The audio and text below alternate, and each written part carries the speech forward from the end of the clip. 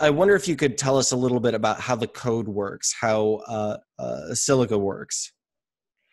So one aspect of Zilliqa is first to ensure that the throughput remains very high, and it roughly increases linearly with the network size. The other aspect that we focus in Zilliqa is to have a smart contract language that's safe to use, that's safe to deploy.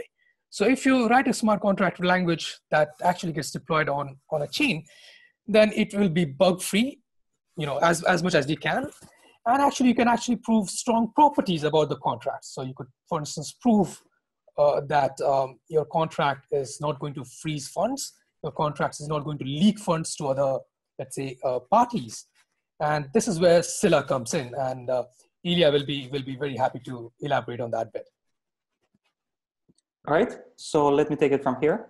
So we designed Scilla as a programming language, which would be good for writing typical applications that people consider smart contracts being a good fit for, such as ICOs, such as different crowdfunding campaigns, games, but it's a pretty general language. So what makes it different from smart contract programming languages such as Solidity is a separation between different orthogonal aspects of the language. So this separation is what makes it easier both implement the sharded executions of contracts written in Scilla and verify that the contracts are actually doing what they're supposed to do. So think of it this way. So contracts, in fact, embody multiple functions. They serve as agents that communicate with each other and also with the users of the blockchain performing the transfer of funds. And they also act as ordinary programs that perform the computation. So these two aspects, the computation and the communication, they are quite orthogonal, and it's nice to be able to reason about them separately. So having the communication being something that is sort of outside interface of the contract, and this is how the contracts interact with each other, makes it possible to fit the interaction between smart contracts into this sharded architecture of Zilliqa, something that Amrit will be able to elaborate upon. So whenever a contract communicates with another contract, this is something that gets processed only by a part of the system in a shard or a small subset of the shards, rather than the entire network, which would be the case in Ethereum, where each transaction is processed by the entire network.